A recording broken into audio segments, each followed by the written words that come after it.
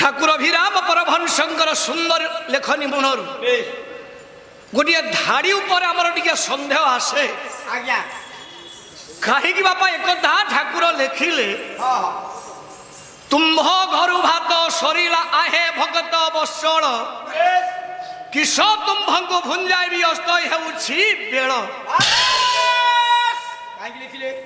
ଯାହା ପାଖରେ ପଡ଼ିଦାତ୍ରୀ ଲକ୍ଷ୍ମୀ ବିଦ୍ୟମାନ ଆଜ୍ଞା ସଂସାରକୁ ଯେ ଦାନା ଦେଇ ଚଳଉଛି ତା ଘରୁ କଣ ଭାତ ସରିବ? ଜମା ସରିବନି। ତାହେଲେ ଏଡେ ବଡ କଥା କେମିତି ପ୍ରଭୁ କହିଲେ? ହେ ପ୍ରଭୁ ଆପଣଙ୍କ ଘରୁ ଭାତଟା ସରିଲା। ଆଜ୍ଞା କାହିଁ କହିଲେ? ସୁର ସାର୍ ଯୋଡ଼ିଏ କଥା, ଗୋଟିଏ ଘର ଘର ଅନ୍ୟଟି ହେଲା ଭାତ। ଆଜ୍ଞା ଆଜ୍ଞା ଘରଟି ଆସିଲେ ଭାତଟିକୁ ଆସିବ, ଆଗ ଘର ଆସୁ ଆଗ ଘରଟି ଆଣିବ। ଆଜ୍ଞା ସଂସାର ଭଗବାନଙ୍କର ଘର କିଏ? ଘର କିଏ?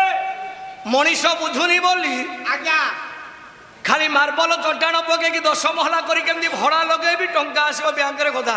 ଏଇ ତ କଥା ଆଉ। ବଖରେ ଘରକୁ ଆଇସ ନିଅଣ୍ଟ ଆଜ୍ଞା ଉଆସ କାହିଁକି ତୋଳିବି? ଇଏ ଧାଡିଟା ଯଦି ମଣିଷ କରିଦିଅରେ ବୁଝିଥାନ୍ତା ଆଜ୍ଞା ତାହେଲେ ବାପା ଏମିତି ଘର ଭଡା ଲଗଉନଥାନ୍ତା। ବୁଝିନି ବୋଲି ଆଜ୍ଞା ମାୟା ଲାଗିଛି। ତାହେଲେ ପ୍ରକୃତରେ ଭଗବାନଙ୍କର ଘର କିଏ? କିଏ ଆଜ୍ଞା? ଅତି ବଡି ଜଗନ୍ନାଥ ଦାସ ଓଡ଼ିଆ ଭାଗବତ ଆସୁ ଆସୁ ସୁନ୍ଦର ଧାଡ଼ିଏ କହିଲେ ବସ୍ ଅନେକ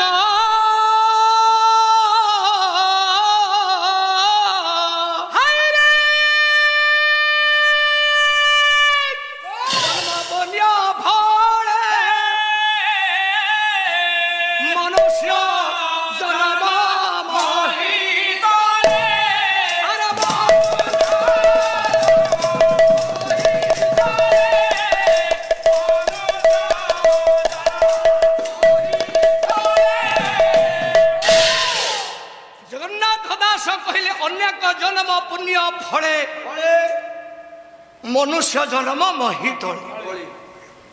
ସୁର ଇଏ ଓଡ଼ିଶାରେ କେତେ କେତେ ଗାୟକ ବାହାରିଲେ, ଆଜ୍ଞା ପଣ୍ଡିତ ପଣ୍ଡିତିଆ ଗାୟକ। ଇଏ କହିବେ ନାଇଁ ନା ସେଟା ମହି ତଳେ ନୁହଁ, ସେଟା ରବି ତଳେ। କେତେ ଗାୟକ କହୁଛନ୍ତି?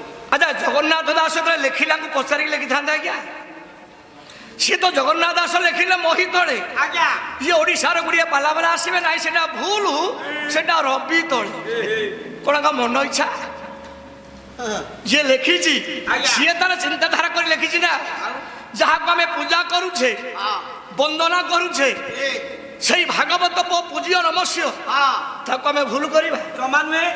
ତାହେଲେ ଯଦି ମନୁଷ୍ୟ ସଂସାରକୁ ଆସିଲା ଅନେକ ଜନ୍ମ ଜନ୍ମ ସୁର ଅନେକ ଜନ୍ମ ଗଣ ଅନେକ ଜନ୍ମ ମାନେ ଆଜ୍ଞା ଆମେ ପ୍ରଥମରୁ ଜ୍ଞାନୀ ମଣ୍ଡଳୀ ମଣିଷ ଜନ୍ମ ପାଇ ଆସିନେ। ଏ ମଣିଷ ଜନ୍ମ ପାଇବା ପାଇଁ ଆମକୁ ଅନେକ ସଂଘର୍ଷ କରିବାକୁ ପଡିଛି। ସଂଘର୍ଷ କଣ? ତାହେଲେ ଯଦି ଜଗନ୍ନାଥ ଦାସ କହିଲେ ଅନେକ ଜନ୍ମ, ଆଜ୍ଞା ତାହେଲେ କେତେ ଜନ୍ମ? କେତେ ଜନ୍ମ? ସୁର ସାର୍ ୟାକୁ ଆଉ ଜଣେ କଲମ କଲେ, ଦେଖନ୍ତୁ ଗଲେ ଜଗନ୍ନାଥ ଦାସ ଆସିବେ ସନ୍ଥ ତୁଳସୀ ଦାସ ଆଜ୍ଞା ବହି ରାମଚରିତ ମାନସ। ଆସୁ କଣ ସେ କଲମ କଲେ? କଣ କହି?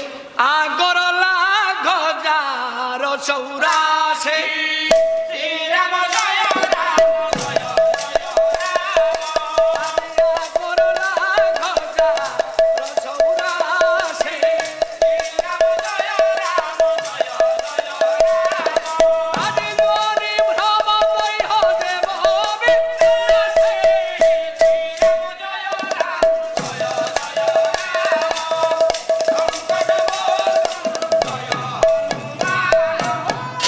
ସନ୍ଥ ତୁଳସୀ ଦାସ କଲମ କଲେ ଆଗର ଲାଖ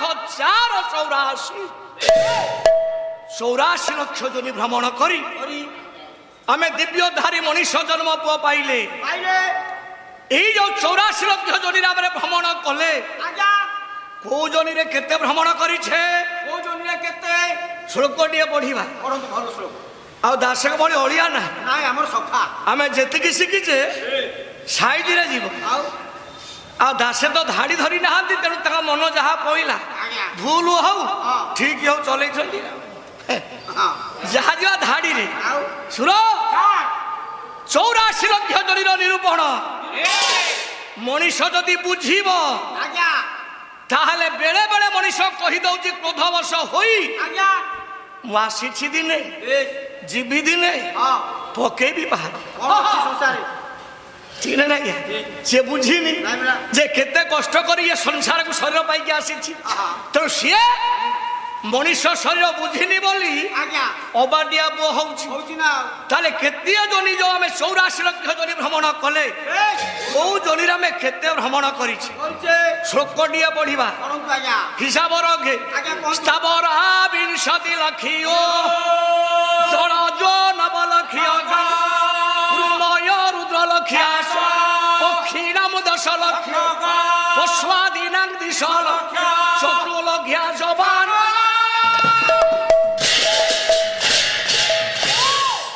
ସ୍ଥାବରା ସ୍ଥାବରା ସ୍ଥାବର କହିଲେ କଣ ଆଜ୍ଞା ଉଦ୍ଭିଦ ଜଗତ ଭିତରେ ଆଜ୍ଞା ଆମେ ଭ୍ରମଣ କଲେ ଏ ବିଂଶତି ମାନେ 20 ଲକ୍ଷ ଥର ଆଜ୍ଞା ଆମେ ହଉଛେ ବୃକ୍ଷଲତା ବୃକ୍ଷଲତା 20 ଲକ୍ଷ ଥର ହେଲେ ତାର ଶେଷ ବିଛୁଆତି ଗଛ ମୁଣ୍ଡ ଥିଲେ କହିବ ନା ଆଉ ଜ୍ଞାନ ନଥିଲେ ହବ କି କାହିଁ ଏଣ୍ଡୁଅ ମହାବଳିଆ ହଉଛୁ ପଚାରିଲେ କହୁଛି ନା ଆଉ ଭଲ ବୃକ୍ଷ ମିଳିଲାନି ଆଜ୍ଞା କହିଲା ବିଛୁଆତି କରାମତି ଅଛି ନା ଏ ବଟ ବୃକ୍ଷ ବଟ ବୃକ୍ଷ ଆଜ୍ଞା 5ଟା ବଟରୁ ଏ ଆମର ସମସ୍ତ ପୁରାଣର ସୃଷ୍ଟି ଦେବନାଶନ ବଟ ଏକ ବାଞ୍ଛା ବଟ ଦୁଇ ନିକୁମ୍ଭିଳା ବଟ ତିନି ବୈଁଶୀ ବଟ ଚାରି କଳ୍ପ ବଟ 5 ସୁର ଗୋଲା 20 ଲକ୍ଷ 20 ଲକ୍ଷ ଜଳଜ 9 ଲକ୍ଷ କଣ ଜଳଚର ଯିବ ଆମେ ହେଲେ ହେଲେ 9 ଲକ୍ଷ ଥର 9 ଲକ୍ଷ ଥର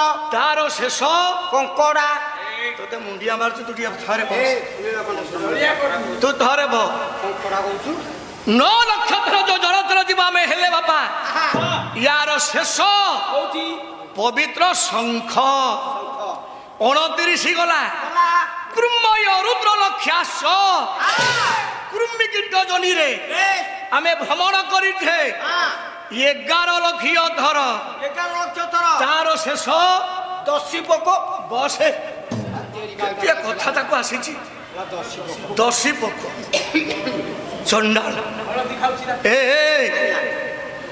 ଶ୍ରେଷ୍ଠ କିଏ କିଏ ଆଜ୍ଞା ଉର୍ଣ୍ଣ ନାଭି ସେଇଟା କଣ ଉର୍ଣ୍ଣ ନାଭି ବୁଝିବୁନୁ 10 ପୋକ ଚିହ୍ନିଛୁ ଆଉ ନାଇଁ ତ ଉର୍ଣ୍ଣ ନାଭି ବୁଝିପାରୁନି କହିଲା 10 ପୋକ ଉର୍ଣ୍ଣ ନାଭି କି କାହିଁକି ବାପା ଶ୍ରେଷ୍ଠ ସ୍ଥାନ ଦିଆଗଲା କାହିଁକି ଆଜ୍ଞା ଜ୍ଞାନୀ ମଣ୍ଡଳୀ ଆପଣ ମାନଙ୍କର ଯାଜପୁର ଜିଲ୍ଲାର ଗୌରବ ବାଲିଆ ସାମନ୍ତ ଅଭିମନ୍ୟୁ ସାମନ୍ତ ସିଂହା ସୁନ୍ଦର ଧାଡିଟେ କହିଲେ ବହି ବହି ବିଦଗ୍ଧ ଚିନ୍ତାମଣି ଛାନ୍ଦ ଛାନ୍ଦ କି ନାହିଁ ଆସୁ 10 ମାତ୍ରା ଝାପ ତାଲ କେମିତି ଦାସେ କୋଉ ଗୀତକୁ କଣ ନାଚ ପଡିଲେ ସେଇଟା ସୁନ୍ଦର ଆସିକି ଟିକେ ଦେଖ ଆଉ ତମର ତ ସବୁ ଗୀତରେ ଖାଲି ବ୍ରେକ୍ ଲାଗୁଛି କେମିତି ହବ କୋଉ ଗୀତ ପାଇଁ କୋଉ ନାଚ କୋଉ ଅଙ୍ଗ ଭଙ୍ଗୀ ସେଇଟା ସିନା ବୁଝିଲେ ହବ ଆଉ ସବୁ କଥାରେ ତମ ବ୍ରେକ୍ ତଥାପି ତାଙ୍କର 2 ଦିନ ହେଲା ବ୍ରେକ୍ ବନ୍ଦ ହେଇଯାଇଛି ତାର ଛିଡି ଯାଇଛି ଆଉ ନାହିଁ ଆସ କଣ କହିବ କହିଲେ ଉର୍ଣ୍ଣ ନାଭି ବଦ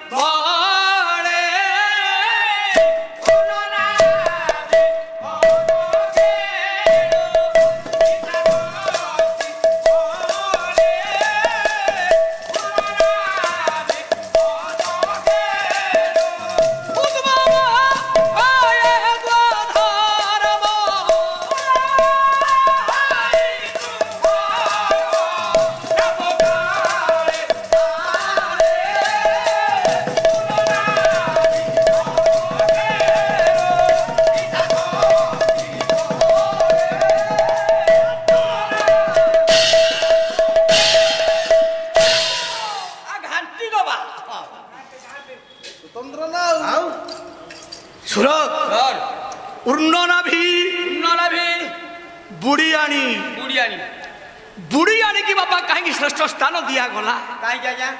ଅଭିମନ୍ୟୁ ସାବତ ସେୟାର କର ହଁ ଅନୁଭବ ଦେଖେ କେତେ ଆଉ ଯୋଉ କବିମାନେ ଶାସ୍ତ୍ରକାର ମାନେ ଲିପିବଦ୍ଧ କରିଛନ୍ତି ସିଏ ଅନୁଭବ କରିଛନ୍ତି।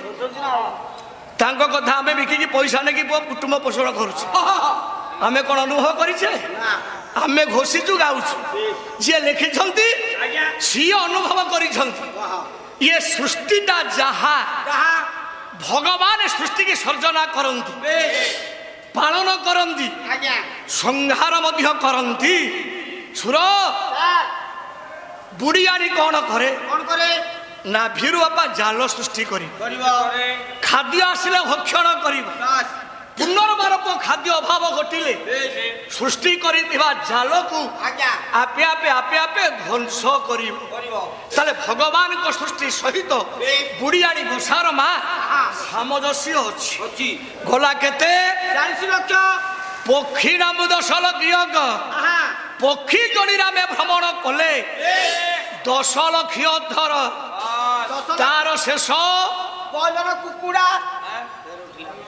ପୁରା ମନ୍ଦିର।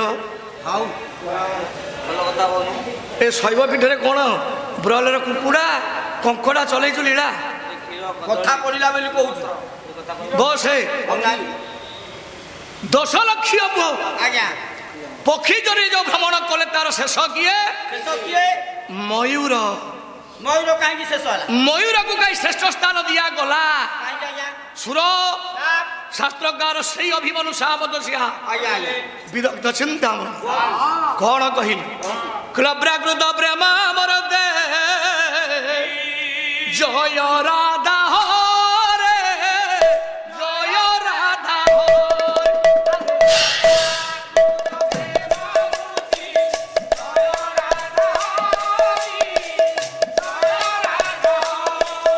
ଆଜି ତୋଳିଳାକୁ ଜଗତ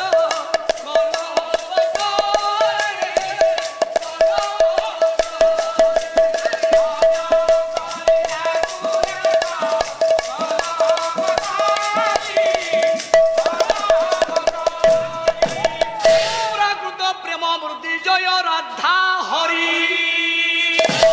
ସୁର ସାର୍ କବି କହିଲ ଅପ୍ରାକୃତ ପ୍ରେମ। ପ୍ରେମ ଓରେ ସାର୍ ପ୍ରେମ କେତେ ପ୍ରକାର?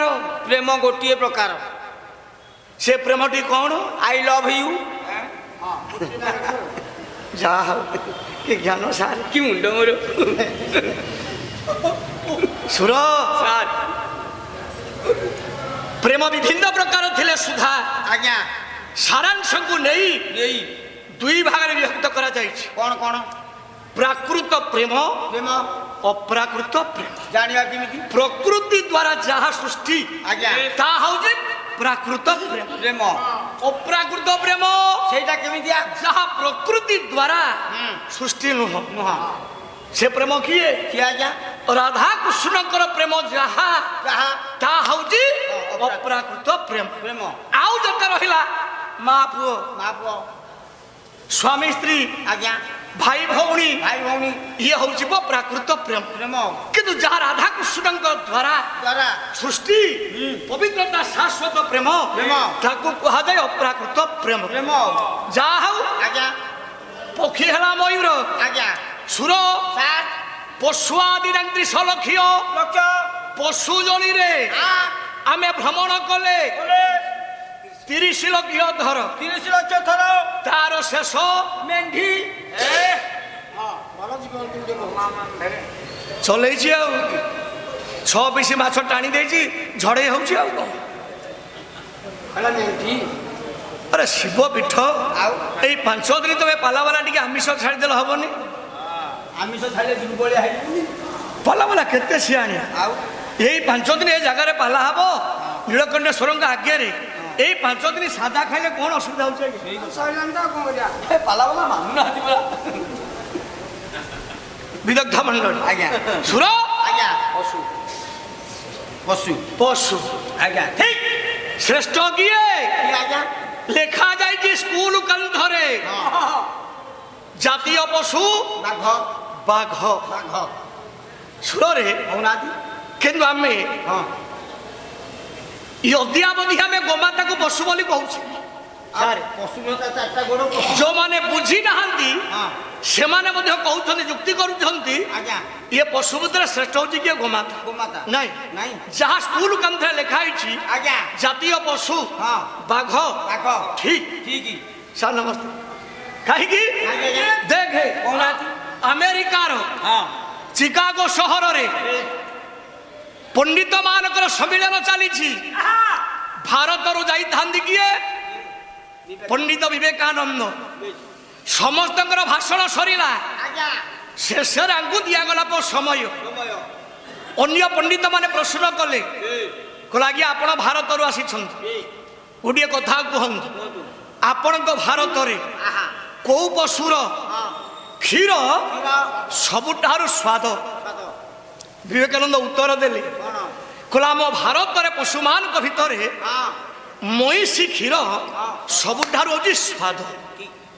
ସେ ବୁଝିପାରିଲେନି। ନା ଦ୍ୱିତୀୟବାର ପ୍ରଶ୍ନ କଲେ, ଏ କହିଲେ ଆମେ ତ ଶୁଣିଛୁ ହଁ ତମ ଭାରତରେ ହଁ ଗୋମାତାର କ୍ଷୀର ହଁ ସ୍ୱାଦ ବୋଲି। ନା ଆପଣ ପୁରା ପ୍ରଶ୍ନ ପଚାରିଛନ୍ତି ଭୁଲ, ଭୁଲ ଉତ୍ତର କେମିତି ଠିକ ପାଇବେ? ଆହା ଯଦି ପଚାରିଥାନ୍ତ ହଁ ଭାରତରେ କୋଉ ମାର କ୍ଷୀର ସ୍ୱାଦ, ବେଶ ମୋଟ ଉତ୍ତର ପାଇଥାନ୍ତ ଗୋମାତାର କ୍ଷୀର ସ୍ୱାଦ। ତମେ ପଚାରିଛ କୋଉ ପଶୁର କ୍ଷୀର ସ୍ୱାଦ? ସ୍ୱାଦ ମୋ ମା କଣ ପଶୁରେ ଯାଏ କି? ଏଭଳିଆ ଉତ୍ତର ଆମେ ଦେଇପାରିବା କି? ମୋଟ ଆମେ ତାକୁ ପୋଷିବା, କ୍ଷୀର ସରି ଆସିଲେ ଆଜ୍ଞା। ଗୋମାତା ବାର୍ଦ୍ଧକ୍ୟ ହେଲେ ହେଲେ। ପଠାଣ ହାତରେ ଯେମିତି 3000 ହବ ତାକୁ ଦେଇ ଦଉଛି। ଆମେ ସେଇଠି ପହଞ୍ଚିଛି। ଆଜ୍ଞା କିନ୍ତୁ ଯିଏ ଜାଣିଛି ହଁ। ଗୋମାତାର ପ୍ରାଧାନ୍ୟ କଣ ସିଏ ବୁଝିଛି। ତେବେ ସୁର ଗଲା 80 ଲକ୍ଷ 40 ବାନରା। ମଣିଷର ପୂର୍ବବର୍ତ୍ତୀ ଜନ୍ମ ହଉଛି ବାନର। ଆମର ଆମେ ମଣିଷ ପୂର୍ବରୁ 4 ଲକ୍ଷ ଧର ବାପା ହୋଇଛେ, ବାନର କହିଲେ ମାଙ୍କଡ। ମାଙ୍କଡ ଏମିତି 84 ଲକ୍ଷ ଜନି ଭ୍ରମଣ ଶେଷ କରି ମାନବ ଜୀବନ ପାଇଲେ। ଏଇ ମଣିଷ ଶରୀରଟା ସୁର ଆଜ୍ଞା ହଉଛି ଗୋଟେ ସୁନ୍ଦର ଘର। ଆଇ କାମ